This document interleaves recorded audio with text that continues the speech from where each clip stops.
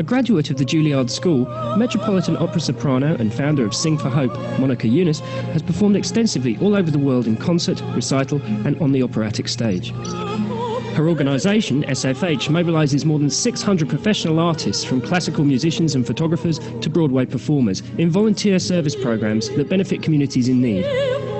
Considered an artist's Peace Corps, the organisation's three core programmes are Informance Arts, educational outreach for underserved children, Healing Arts, in-hospital performances and workshops that complement the healing process, and Gala Arts, benefit concerts that raise awareness and funds for humanitarian causes. For her contributions to the field of arts activism, Monica Yunus is honoured to have performed at the United Nations and the Fortune Most Powerful Women Summit.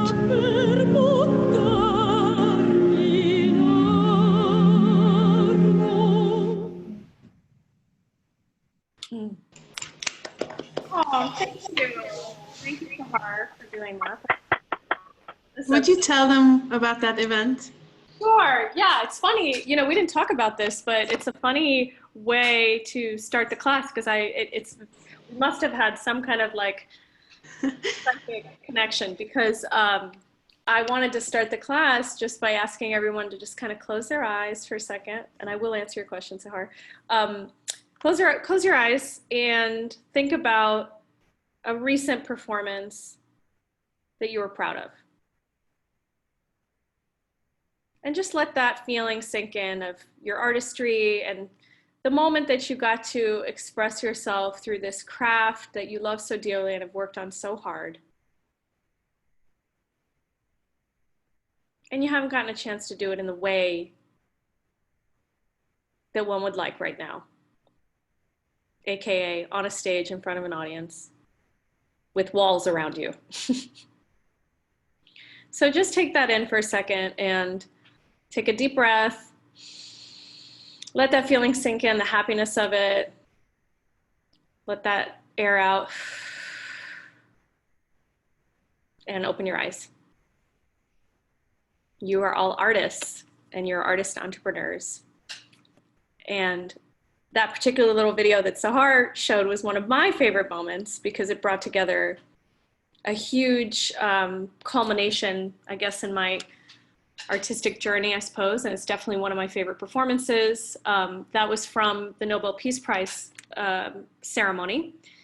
So the Peace Prize ceremony takes place in Oslo as opposed to Sweden. So all the Nobel laureates from every other category celebrate in Sweden, but the Nobel Peace Prize is given in Oslo, and it's like 3 days of ceremonies and dinners and events. And one of the events is a concert in their very large, like 6,000 person event space in Oslo.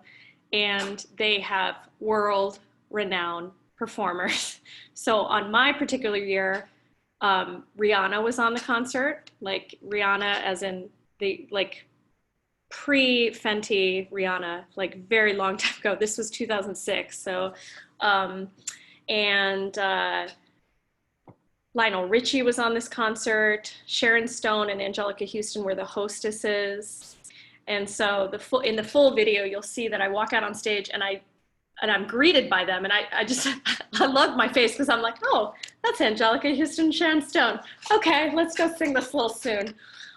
It just, you know, and they had my dad out on stage and it was one of those, you know, and I'd been in like hair and makeup for a very long time. They're just constantly like prepping you and making sure your eyelashes are not sagging. I don't know what they were doing, but anyway, it's definitely one of those moments of like, wow, this is amazing to be able to perform and to be able to, and on top of that, to be able to honor my dad when he was receiving the Nobel Peace Prize. And it was the first time that they had a family member of the laureate performing. So that was very, very cool. So that was that moment. So thank you for sharing that. We did not talk about that beforehand. So you surprised It's amazing and you sound fantastic. Thank you. Thank you. Thanks everyone. So how's everyone doing? I wanted to open up and get some highlights from all of you. It's Friday and woo, Friday. Okay. So what's this week been like for you? I'm going to open up that mic. Who wants to go first? Raise your hand. Tell me what some highlights, ups, downs, key learnings, whatever you want to share. Hit it. Jenna Clark, unmute yourself. Hi. Hi.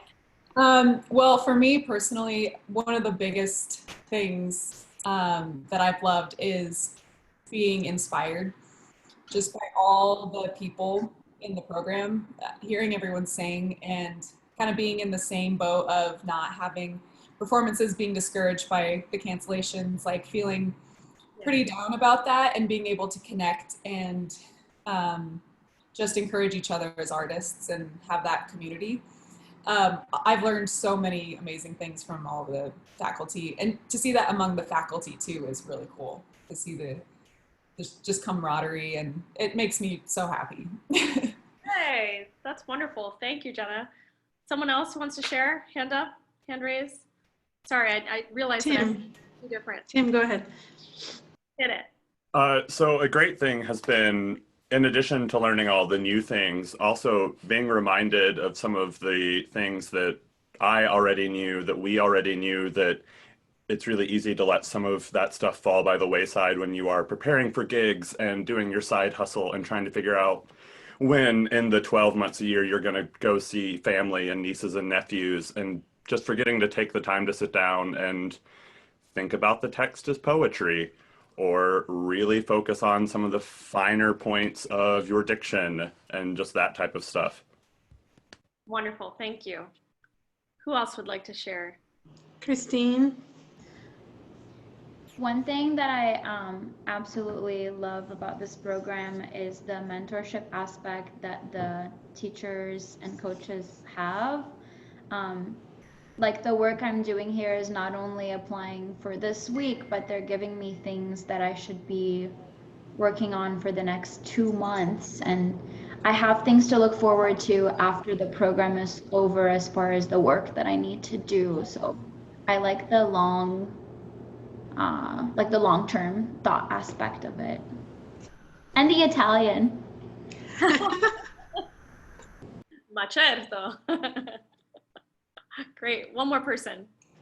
Rachel. Hi again. So I'm in the middle of my undergrad, and at this time it kind of feels, I felt for a long time that I've been working on art song, just trying to get my technique in check, and I'm still doing that work. I will always be doing that work. But I was told in the very beginning of this program by a number of people, they're like, you're ready, like start learning roles, you can start doing stuff. And like that liberating feeling is really helping me during this time, especially when I'm not able to perform in front of people. And everyone is so positive and so helpful. It's just been a good experience, really good. Yay, that's wonderful. That's fabulous. I lied. One more person, because this is good to hear from people. You choose, Monica. Okay, hold on. Let's see. Hand up, hands up. Shannon. It's just, I know so many of us lost gigs for this summer. And, you know, I was supposed, like July 4th was supposed to be, I was going to be second lady at Santa Fe. And it's just been so unbelievably special to have something to fill a little bit of that gap, and meeting all these beautiful, beautiful singers. And it's just so inspiring to hear every single one of you, and to learn from you, and those of you who I've messaged outside and who've messaged me and reached out. It could not be more special to my heart, talking to all of you and experiencing this along with you in its first summer. And so thankful for Sahar. It's just wonderful. So I'm loving it. Yay, yay, Sahar. What did you pull this Thank together you. in like 3 weeks? April 13, I started. It's not a long time period. So the power of producerial determination. So kudos to you, Sahar, and for pulling such a wonderful group, and a wonderful group of artists here. I can tell that this is, you know, it's genuine. These expressions of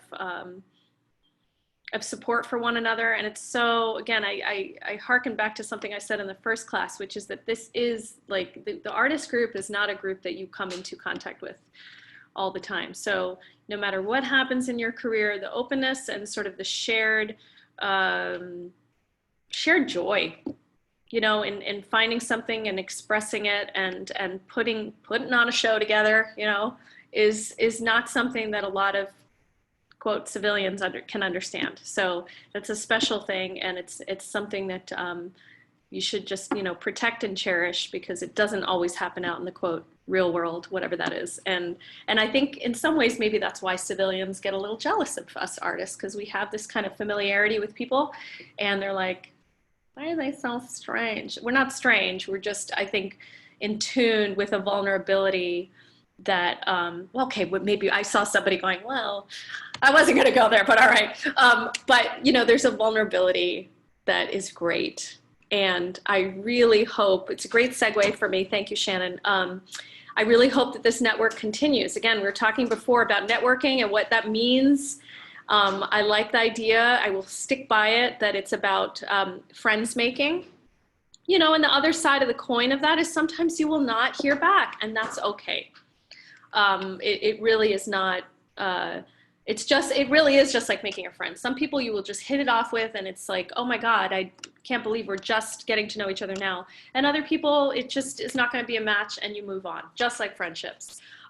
So that's one thing that I wanted to reflect on. The other thing is, I'm just curious, did anybody use that template to outside of the homework assignment? Did anyone use the template to reach out this week? I see a hand up, Shannon. Anyone else? Wait, someone I haven't heard from, and I don't know her name. Let's see, she's on my page 2. Can everyone just make sure that you have a name in your little box? And you do that by clicking on the 3. If you hover over your own box and you pin, you can change your name in the 3 with the 3 little dots, the little ellipsis. You can put a name to that. All right, anyone else who wants to share reaching out? Yvonne. No, it's not Yvonne. Sorry, my squares are like moving. Anyone? Okay, Shannon, tell us. It's a second time reaching out to someone. And we've had a discourse in the past, but it's been like 5 months. Is Andy Einhorn, who does he's a music director on Broadway and all that. And I sent him an email, and I have it scheduled for Monday morning at 8 a.m. All right, that counts. That counts. That's awesome. Congratulations. I love it. Did you use the template? I'm just curious. I did, yeah, to be like, Michael Heaston told me to talk to you again, like to keep bothering you because we should be friends, and you know, here's what I want, this is this, that. So it was great. Good for you. I would give you a sticker if I could, but I can't. Thanks. So there's a sticker. Okay, congratulations. That's wonderful. I'm glad that is working. Now I'm going to just check out the chat. Bear with me. I had to write to Francesca Zambello and Perrin Leach this week to invite them to come talk to us, which they both agreed. Yay! I did what you said, you know, make sure don't send it out before somebody else has read the email, and I always have to make my emails shorter. They're coming, both. That's great. So success for all of you, because you'll get to interact with those wonderful, incredible artists. So that's great. I'm very glad. Fantastic. Okay, good. So I have a suggestion, then we're going to get into the prompts. So thank you everyone for sending me all those prompts. Again, today's class is sort of focused on writing, and it can be a challenge for some to write some of these sort of difficult emails. So that's why I wanted to give some of these prompts so that you have kind of a guidelines of what to write. But I'm also open to having other things. So if there's something that maybe you haven't even sent in to me, you can put it in the chat or send it to me now. I will try my best to get through a variety of samples, thank you notes, this, that, and the other, reaching out, cold reaching out. I also have a little list here of some questions. So I want to get started, and I just want you all to bear with me since I'm doing this through emails, like I'm looking through my emails. So what I will do, if you don't mind, I'm going to stop my video, and I'm going to just look at my email now and see if we can get this party started with the writing. Okay. Yay, writing. So actually, how do people feel about writing? And feel free, Sahar, if you don't mind just calling on someone, tell me what your thoughts are about writing, because it is a different, you know, it's a different form of communication, but it is so needed in this well, it's needed for, I don't care what you do, you're going to need to be able to write and to communicate your idea. So as champion communicators in the operatic field, I want to bring up the sort of level of writing when reaching out, and again, not having the opportunity to necessarily show your artistic selves right away, but being able to match it in whatever video they watch of you that you attach to their email. So I'm going to start with Nicola Santoro. Is Nicola on the call? Yes. Yes, she okay, is. So I'm going to read one of your thank you note, okay? And let's see how that sounds to all of you. One other tip that I have is read what you write. Read it out loud. That helps catch a lot of little snafus before you send. So, okay. Dear Miss Van Ness, thank you for taking the time to write a recommendation for me.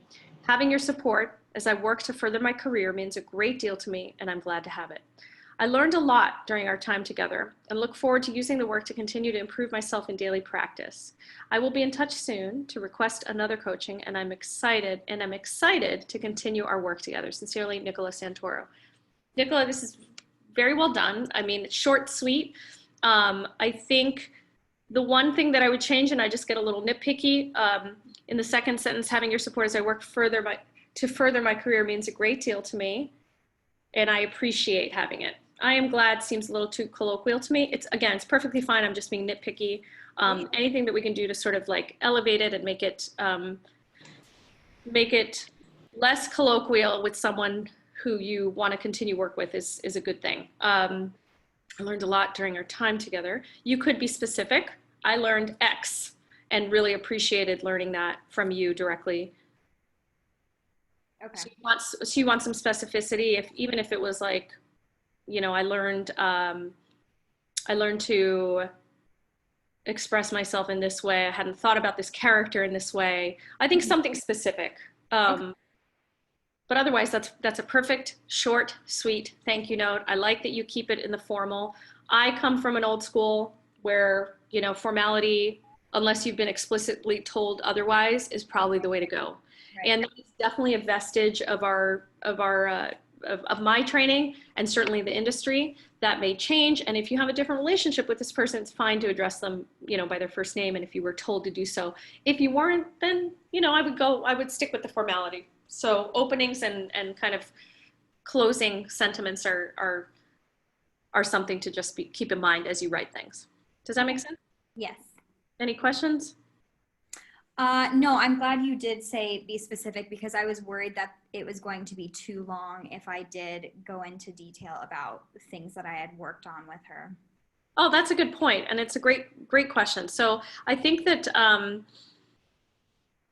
I think people enjoy getting thank you notes. Two things about thank you notes. If you have an address, like a physical address where you can send something, I think having something in a note form is really great. So if you put a card in the mail, has your name typed out at the top, or some kind of, you know, it's on nice stationery or whatever. It's such, again, it's very old school. People don't get mail anymore. And I think they really appreciate it. They appreciate it because you took the time to find a stamp. What's that? I've actually had classes where people are like, where do you buy stamps? I'm like, are you serious? But yes, I have. That's why I kind of cover this in great detail, because it seems that it's a dying art form, but people appreciate it. You know what? They'll remember you. This person took the time to write me a note.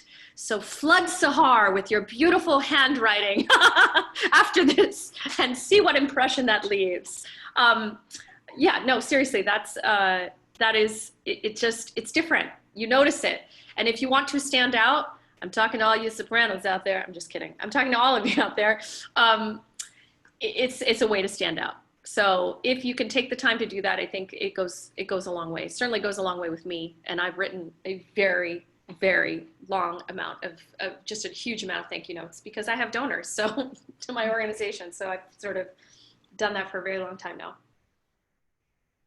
Any other questions on that? That's pretty straightforward. Yeah. Great job. Thank you. Okay, back to my email. Wait, was there a question? There was a comment from Tim saying when you address people as Mr. and Mrs. Yeah, if you don't call them that, they'll be quietly offended.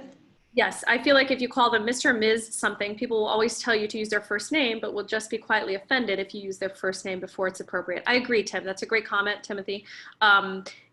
Yes, and Hannah, thank you. Also look into if if they are a doctor. Absolutely. If I had a doctorate and people didn't call me doctor, I'd be annoyed. Not everyone feels that way. So go with formality, research, and spell their name right. Oh my God. Can I say that 5 more times? Spell their name right. My last name is Y-U-N-U-S, not Y-U-N-I-S, not J-U-I-N-S. I don't, just spell my name right. I've had cover letters for people applying for jobs at Sing for Hope, and they write, to whom it may concern. It concerns me, the founder of this organization. Can you figure that out? Did you do a Google search? Sorry. Okay, I'm going to take it down. Monica, can I ask a question or comment? Please. Even though I don't want to, but I get offended when people call hey, like if students write me emails and say hey, or if they text me without having asked me if it's okay to text. Nope. And then also like using words yep and nope just annoy the hell out of me. Am I wrong? Is it weird? I'm going to come back on. This is my face. Don't do it. Don't do it. Don't do that. It's not correct. It is assuming that somebody wants to get your text at 10 p.m. Your professors do not want your text at 10 o'clock. So in my curriculum, in my syllabus, I explicitly say, contact me by email. And I have consultation hours after my class. We can set up something at that time. Just again, I think to Timothy's point, it's along the same lines. Courtesy for people that haven't given you that flexibility to reach out to them that way. So, and if you don't know, simply ask them. So again, that's why I want to highlight very strongly the way you address someone. Go formal, and then somebody else can pull back. It's kind of like adding salt to a dish. If you put too much salt into a dish, there's no going back unless you just keep adding liquid or whatever. It's very hard to fix. You can always add more. So go with the formal, and then, kind of, that's probably the reverse, isn't it? Anyway, you get my point. Go with the formality first. And then if they say, please call me by my first name, by all means, but otherwise, and to Sahara's question as well, if you don't have, even if you have a phone number for someone, call them, leave a message, don't text them. I find that if you haven't been explicitly given that okay, it's not the way to go. I always use hello because I feel like it's a happy medium, a happy middle. Hello feels both formal and approachable. I agree. My default is dear someone, dear so-and-so. I mean, if you spent like time on any etiquette websites, it would most likely default to dear Ms. Yunus, dear so-and-so. There's a question from Kaylee. If somebody writes you and signs with their first name, do you respond to them with first name? Yes, that's a great question. And I think that gives implicit permission to use their first name. Yes, great question. I tend to sign my emails, Dear Monica, and then, or not Dear Monica, Sincerely Monica, or whatever, Best Monica, then it's fine to use the same. Okay, I'm gonna find another, Sahar, please keep going through the questions if there are any more. I'm gonna find another prompt. Sorry, let's see. I think we covered questions. Am I missing somebody? Rachel, go ahead. Unmute and go. Oh, Rachel asked, yes. So Rachel spells her name R-A-C-H-A-E-L, and people misspell her name often, and she wants to know a polite way to remind organizations and school and such how to spell her name right. Yeah, that's a good question. Sometimes I've seen people who have names, they phoneticize it somehow. I don't know if that would be helpful. It's pronounced the same way, it's just spelled differently, so that's kind of the hard. Yeah, I hear you. I think that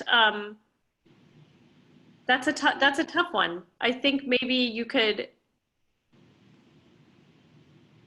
sort of do an asterisk to it or point it out, at the beginning of a semester with professors or whatever. I will tell you that it will be a complicated one when you have your name in programs a lot. They just, the people that are putting together programs, let's say you send them the file and they somehow, I don't know what, they edit it or something and then they misspell. So I think by helpfully drawing their attention to it, typically Rachel is spelled like this. I actually spell my name this way. Just want to draw your attention to that. Thank you so much. I think that's helpful for them. It's helpful for you. And I too have had many misspellings of my name and you just sort of kind of, okay. It's not their name, right? It's your name. Anyone else? Yeah. A lot of people are sympathizing with this issue. Yes, I see that. Yeah. I see. That's tricky. You can also mention many times this has happened that people spell my name wrong. So I just wanted to give you a heads up. Yeah, that's true. That's a good one. That's very good. For us international people, that could cause legal problems. So people really should care about spelling your name right. It's not just a matter of, well, you know what I mean, I'm talking to you. It's not just that. That's a great point. On any kind of legal documentation, whether it's a visa or anything of that nature, every single letter must be right. So you're not being rude by asking someone to spell your name correctly. Especially if you kind of are graceful with how you ask, no one should be offended by that. And we know the world that we're living in, so someone might be offended and then you just work around it, move forward. But for legal purposes, you are very right, Sahar. It's extremely important. It becomes a pain. It becomes a huge issue, yeah. There's another question, Monica. Okay. Sure. When professors or people above you sign with their initials, Mm-hmm. say both initials, do you assume they want you to call them by last name? No, I wouldn't think so. I think they're maybe trying to delineate as opposed to other teachers with the same last name maybe, or maybe that's just how they sign their name. Again, when in doubt, go with the formal. So Mr. So-and-so, Ms. So-and-so, until told otherwise. Does that make sense? Does that answer the question? Sorry, I've got another prompt pulled up. So I'll go ahead and read that if that question was answered. Is that good? Yes, thank you. Thank you. Okay, so Juliana Espinoza. Juliana, I'm going to read one of your prompts here. Dear Carol Rauch, and I may be mispronouncing that last name, forgive me. I hope this finds you well, exclamation point. I wanted to thank you for writing me a recommendation for the Houston Grand Opera studio auditions. I've enjoyed working with you the past few years and knew you could speak truthfully of my artistry. I appreciate you for taking the time out of your busy schedule to help me. I will stay in touch and I look forward to when we can work together in the future, exclamation point. Sincerely, Juliana Espinoza. Great job, Juliana. This is another, an acknowledgement of writing a recommendation, which I highly recommend. Please do that if you're not in the habit of acknowledging someone who took the time to write something nice about you. This is a great time to use some nice stationery, a little thank you card. Target has great little thank you cards in that first section when you walk in and they have all those goodies. They've got thank you cards in there for like $1. Buy a little pack for yourself and have those on hand when you get people to write you recommendations. Especially when you feel like they express something that you really felt got to the heart of your artistry. So this is a good one. I would say I have somewhat of a pet peeve with exclamation points at the beginning of notes. So I would just say, I hope this finds you well, period. I wanted to thank you for writing me a recommendation for the Houston Grand Opera Studio auditions. Great, because it reminds them what they wrote it for. I've enjoyed working with you the past few years and knew you could speak truthfully of my artistry. I would tweak that slightly, the second part of that paragraph. I've enjoyed working with you the past few years, and maybe say something like, and appreciate how truthfully you spoke of my artistry, period.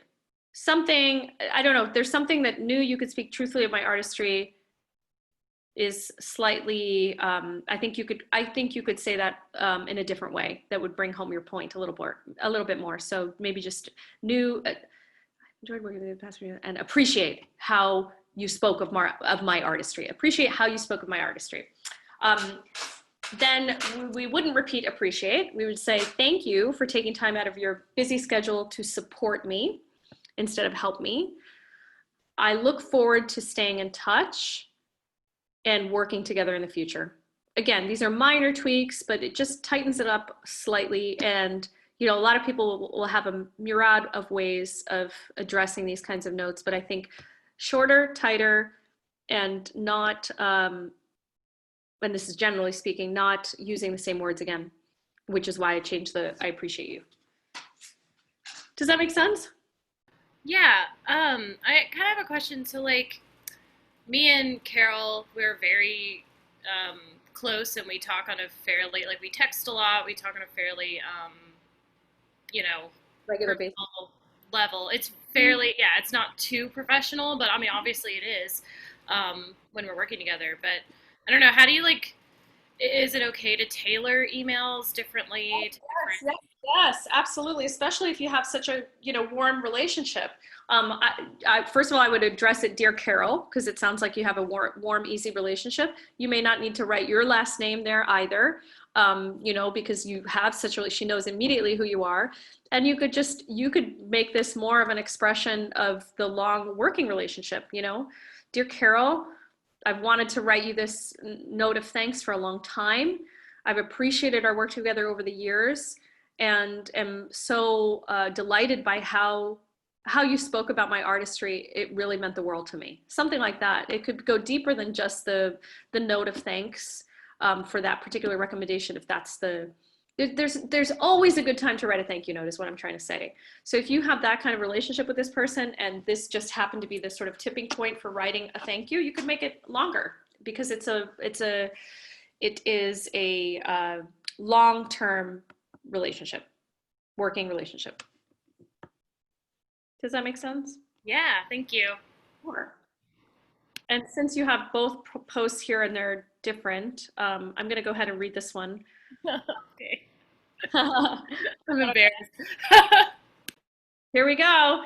Dear Ana Maria Martinez, my name is Juliana Espinoza, and I had the pleasure of meeting and working with you in a masterclass while attending the Dandelion Opera Institute.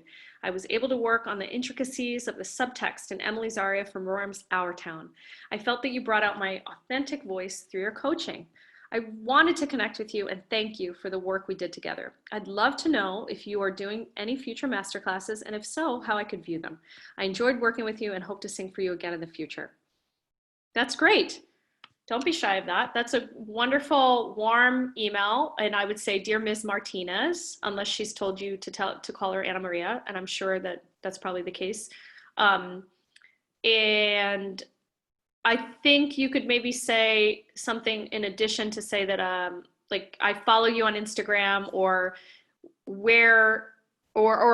will follow your website. So in other words, you are giving them the knowledge that you're going to do your side of the bargain. You know, a lot of these artists will take a lot of time to keep their websites updated, be very active on Instagram or Facebook or whatever, TikTok, whatever it is. So you know where you can reach out to them, but it's nice to tell them that, like, I follow you on Instagram and I will, you know, be looking for any future masterclasses. The idea that she's going to reach out to you and tell you specifically if she's doing a future masterclass, maybe, you know, I don't know. I know that if I got an email that asked me about something specific, I would, I'd want to know that they reference something that's already out there. Does that make sense? Yes, I'm sure people are nodding. I'm sorry. I'm like looking at my computer screen over top of the the Zoom thing. So, okay, great. Wonderfully done. So let me look for one other one. Does anyone have any questions? Rachel is asking, is it appropriate to write a thank you note way after you worked with somebody, like after a few years? You know, I think that the chance of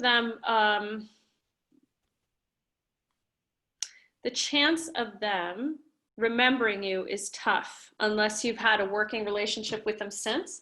Again, I think that there's always a good time to write to somebody and tell them that they've inspired you, and that you could remind them that, you know, 3 years ago, I worked with you on this class. I still remember your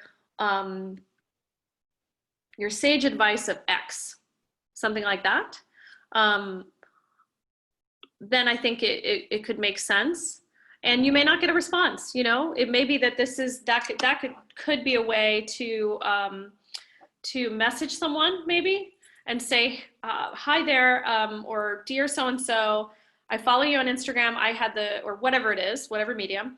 I had the pleasure of singing for you 3 years ago on a masterclass at X. I still remember this, and I've implemented that in my learning. It's something that has stuck with me, and I really appreciate that. I'd love to connect and be specific about how. Do you want to talk on the phone for 10 minutes and see if you could tease out 1 or 2 other things from that and go from there? Make sense? Excuse me. Great. Yes, I want to highlight something that Shannon writes here. I've found with pronouns that if someone has different pronouns from how they may present, they typically will let you know. Adding your own to your signature signals that you are an ally and will respect their pronouns. I totally agree with that. I think that that is definitely something that you should all do. I think in this day and age in which we are living, artists tend to lead the way with all of this stuff. I say that with kind of a blanket statement, and maybe some of you might disagree with that. That has been my experience, and I think that if we can be part of that allyship, then why not? The world needs it. So I wholeheartedly agree with that. Okay, next prompt. This is from Deborah Anderson. Thank you, Deborah. I chose the prompt of writing to a future employer job I'm interested in. Wonderful. This example is of a tea shop I found in Denver that has a great mission statement and environment. Wonderful. Dear Ms. So-and-so, my name is Deborah Anderson. I visited your website and was very excited about your mission statement and your community outreach focus. I'm interested in learning about employment opportunities with your company. I will be a graduate student at the University of Denver in the fall of 2020 and will be moving to Denver from Colorado Springs. My fascination with tea started as a child, but became more enhanced after traveling to China and experiencing traditional tea ceremonies. I would love to hear more about your vision and whether you have any openings for students who live in the area and are interested in working for your company. Thank you for your consideration, Deborah Anderson. Deborah, this is spot on. I love it for so many reasons. Where are you? Sorry. Hey, hello. Hi, hello. That's great. I love it because it's like, I'm interested in tea and here's why. And it's very specific. And, you know, the one thing that I might add to it is like, you know, could I speak with you on the phone for a few minutes? I have a particular tea. I wonder you care, whatever, you know, I mean, those kinds of questions you can write up before you talk to the person, but it's perfect. It's really great. It goes to the heart of the matter. You have an interest. It's very clear. It's well written. You could go one step further and be that person that calls in advance and says, hi, I know, I know your founder is so-and-so. I just wondered, I just wrote them an email and I'm just reaching out. Is there any chance that they're in the store and have a few minutes to speak to me? And you could almost read that email to them over the phone. And that's just another way of kind of circling back to someone. I have found that the most persistent people use different ways of trying to get to someone, and that's not a bad thing. And that's not being aggressive. I think it's being persistent, and I think there is a difference. So I know that there was a question of persistency versus annoyance.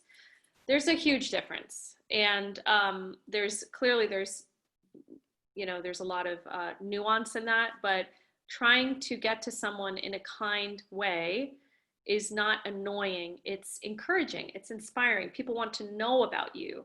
That's, I would definitely, if I were the head of that tea shop and I had time, I would definitely answer that email for what it's worth. I'm not the head of that tea shop, but I will be very curious to find out if they answer you. Well done.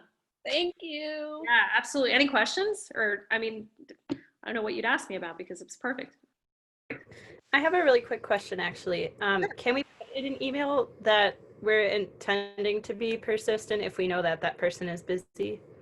I'm sorry, say that like, can we communicate that we are intending to be persistent if we know the person's busy, just so that we don't come off like... Oh, that's a great question. Yeah, I think you could acknowledge that. You could say, I know you have a very busy schedule, and I will, again, you're putting the onus on yourself and not on them to answer. So if you say, I will reach out again, or I will try you at the shop, or I will try again in a few weeks in case I don't hear from you. You know, I don't think that that's too much. And if you don't hear again, you might not hear again. You don't know what's going on in someone's life. And so again, I'll say, just don't take it personally, which is hard to do in this industry. But again, what is it? Soul of a butterfly, skin of a rhinoceros. That is what this industry is all about. And if you haven't heard that before, I'll say it again. Soul of a butterfly, the skin of a rhinoceros. It takes like some kind of horrendous spear to penetrate the rhinoceros's skin. That's kind of what we have to be. Okay, next one. Let me see. How are we on time? Oh, we've got 15 minutes. Oh my gosh. How does that go? How does that happen? Hang on, I want to find another one. There was a question about fancy email signatures. Yeah. And I want to encourage you guys to ask that from Salvatore. I mean, Monica, please comment on it, but also you can ask Salvatore, our website manager, admin. He will show you what he's done for ours. Yeah, that's super easy to do in Google. You can change it, you can augment it, you could put a link to a video. If you're constantly writing to folks, you could keep like your favorite video of yourself performing in there if it's short. There are different ways. Was that the question? I'm like simultaneously trying to answer that and find another last prompt. Yeah, the question was, is there a platform is a preferred platform? You can code it as an HTML, and that's what I would want Salvo to show you guys. Great point. And in Google, you can also, you just go into the settings mode, and there's a way in which you can put exactly what they see every time you send it, every time you send an email. And there are ways to embed that too. Like I said, you could put a video, you could have something there if that's what you wanted to show. Okay, one sec, let me find another one. Christine is asking, what is important to include in the signature if we're not affiliated with a company? You are your own company. You are artist. And I think it's totally fine to have that. You know, I think a lot of, you could have your name, you could have soprano or mezzo soprano or tenor or bass baritone underneath your name. You could have your cell phone number if you are comfortable with having your cell phone out there. And like I said, you could have a favorite short clip of yourself performing with a quote or something like that. That's fine.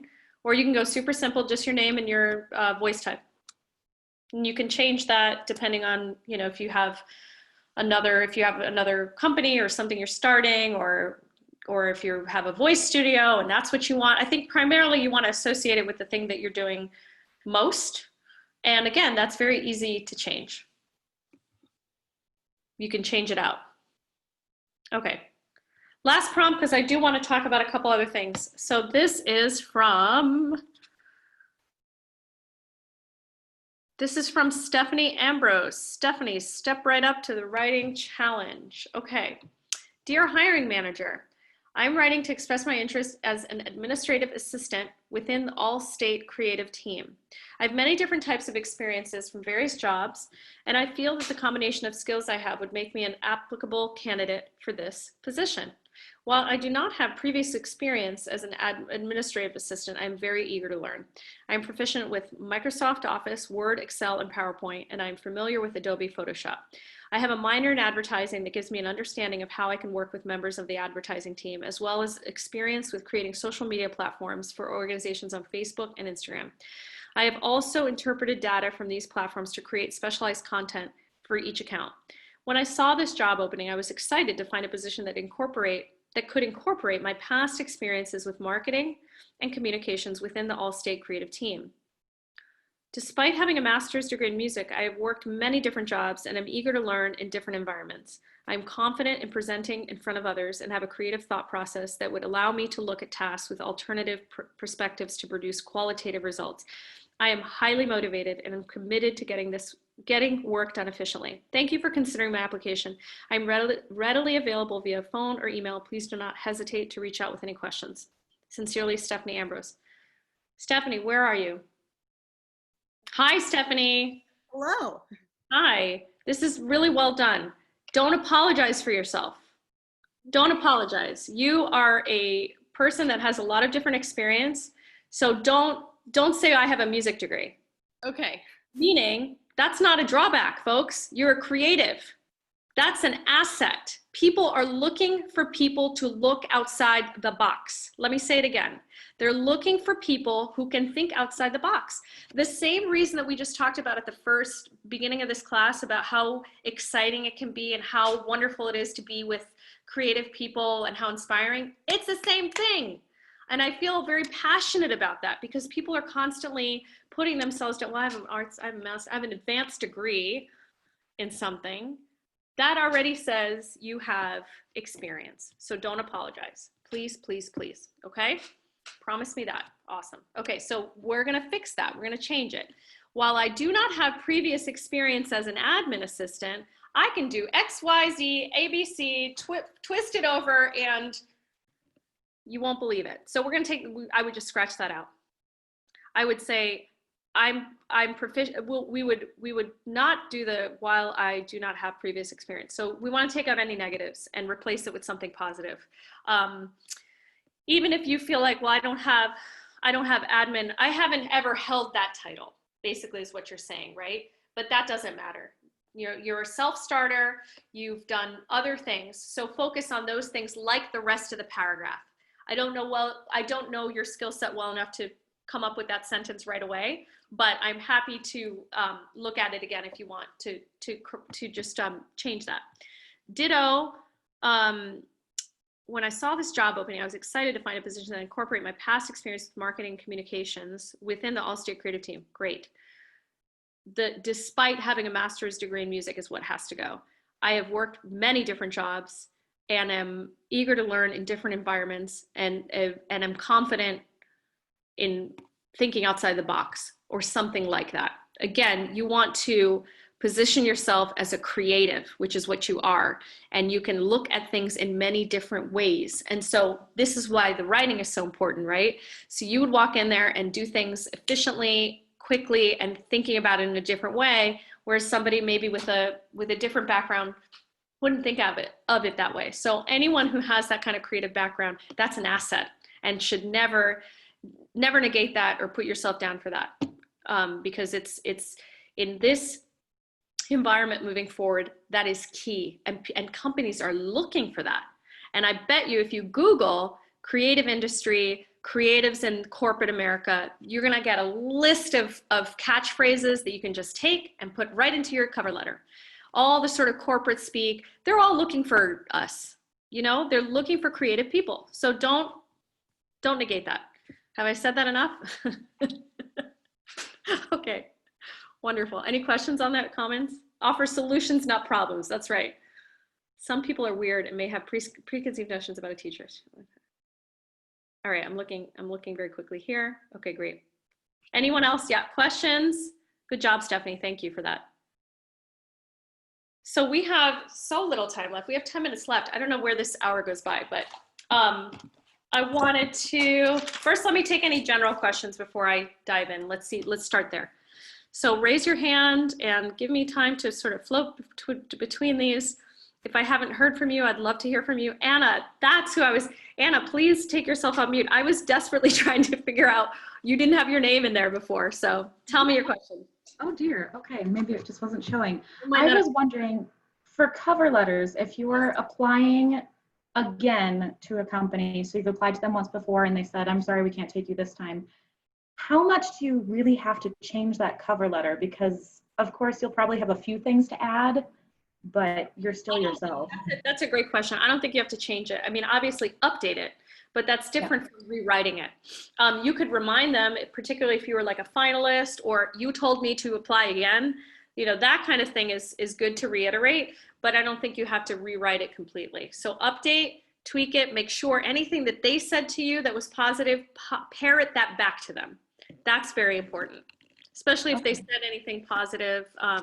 I was so appreciative when you said that my work was X, Y, and flawless.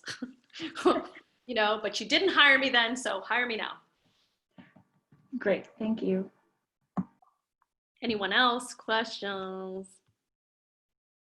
Hands up. Oh yes, Timothy, yes, please. So because more companies are asking for cover letters now, I was just curious if you have any advice on what to put in. I always try to think of, you know, first, why I'm interested in the company. Second, what I can offer to the company. Third, what the company can offer to me. Those are all great. I love the framework that you just said. So if you can put that in the chat, I think that's going to be helpful to everyone, because those frameworks are exactly what people are looking for. You know, why me, why this company, and what I think I can add. And maybe even what I love about this company. You know, I love the mission, specifically X. I've done specifically X within that mission. And this is, you know, this is why I'm attracted to working with you. And here's what I can bring to you. I think that's a very good framework. It's always good to sort of give yourself the questions that you're going to answer, because writing can be tough. You know, you sit there with a blank page in front of you and you're like, I know I'm right for this job, but how do I translate that into words? And I think increasingly, especially as we all seek to sort of communicate in different ways than not just with our singing, but viewing ourselves as producers and really taking sort of an idea from just inception all the way through to all the moving parts that are within that. Thank you for sharing that. Kaylee has a question. Kaylee, I saw your hand up. Yes, please. Hi, I have a question about writing to break contracts with a company that you've never worked with before. I have broken a contract with a company that I've worked with many times, but you know, in the case that would ever happen with a company that maybe it's your first time working with them, how do you negotiate that? And yeah, it is a tricky thing. And I remember being terrified as a young artist because I had a situation like that. And I was told, if you know you're not going to be able to accept a contract that they offer, don't sing for this particular company. And those things go in waves depending on who's leading the company. So what I would do is try to get a beat on that. In other words, you know, does someone in your friend or your coaching or your teacher or your network know that company and how they react to that situation, so you can effectively go into that situation knowing what you're dealing with. And then I would try to, again, grace. You know, what is it that you can say about it? And there's no easy way. Some people you can't control somebody else's reaction. You know, so if you know you're okay breaking the contract because this is just an opportunity you can't pass up, then know that going into it. In other words, know what what you're willing to give up before you go into the situation, if that makes sense. Because there are some companies that are like, you know what, I'm not going to deal with that. I'm not going to hire her again. Is that legal? Not really, but you know, it happens. I'm not going to sit here and tell you that it doesn't happen. It does. And I'm happy to look at, I think maybe you did send that as a prompt. Am I correct? I did. I sent you a version of the one that I sent before, okay, just to kind of keep on the back burner. I'll make a note of it and I'll look at that specifically. And if there's anyone else who's just dying for me to look at a prompt, like just send me a little note with the prompt again, because I have so many email threads. I just want to make sure that I get to it. Send that to me after class today, and I will respond. Thank you. Sure. Any other questions? Oh, I see several hands up. Okay, Hannah, then Christine, did you have a hand up? Okay, so Hannah and then Christine and then another Hannah, is that right? Sorry, wow. Hi. Hi. So I love the idea of writing thank you letters. Is it weird to ask for their address? Can you find their address on their website?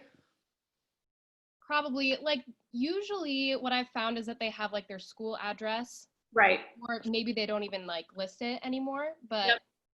Yeah, just thought. Yeah, it's funny. People are phasing that out, right? And if it's a professor that, particularly right now, they're not going to school, so it's a little tricky. I think in that case, you could email and say, I'd really like to send you a handwritten note.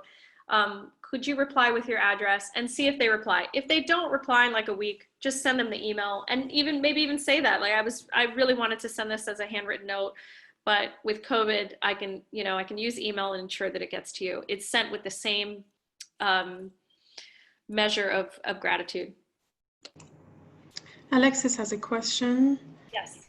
About, is my first email the cover letter as well? If my first connecting email. Sorry, what was the question? Oh, hi. The first time, go ahead. Yeah, I just wanted to know if my first connect email can be the cover letter at the same time, or is it too long for a first email?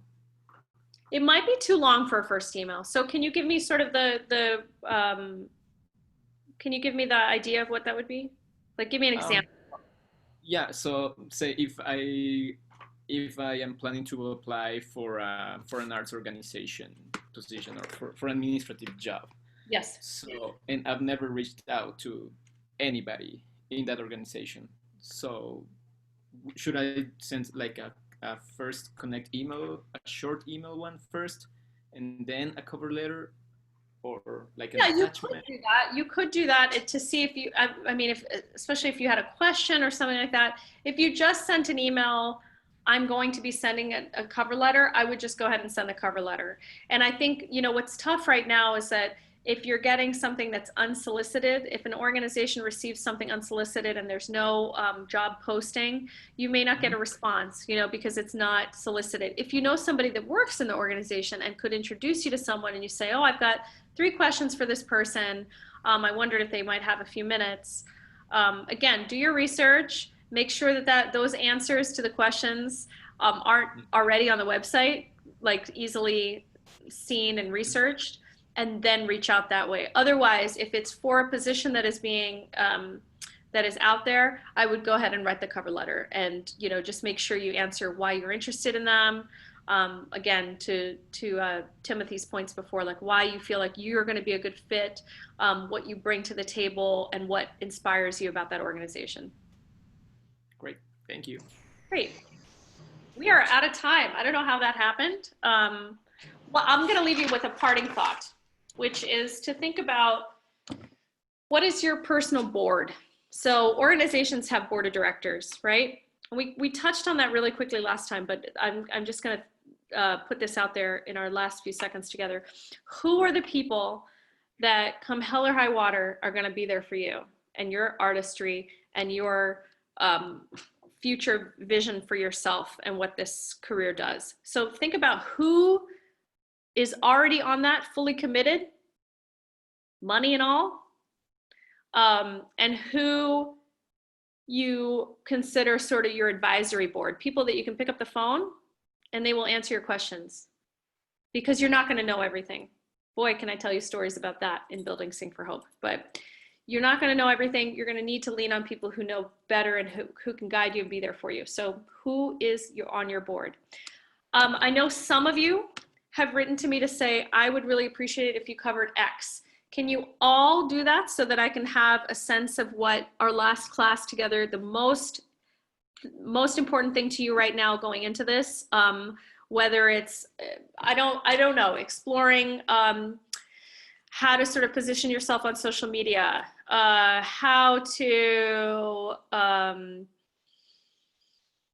figure out a concurrent side hustle that still fits in with how you see who you are, building something, building an organization. I'm spitballing these things. You tell me what you want. Otherwise, I will show up with what I want to talk to you about next time. How's that? Make a note, please, to email Monica. Our next session with her is on Monday. So think well and write to her tonight. Why not? Okay. Yeah. Thank you so much, Monica. This was Happy Friday. Happy Friday. Thank you. Thank Bye, you. everybody. See you at 1 o'clock. Thank you so much. See you later. Bye.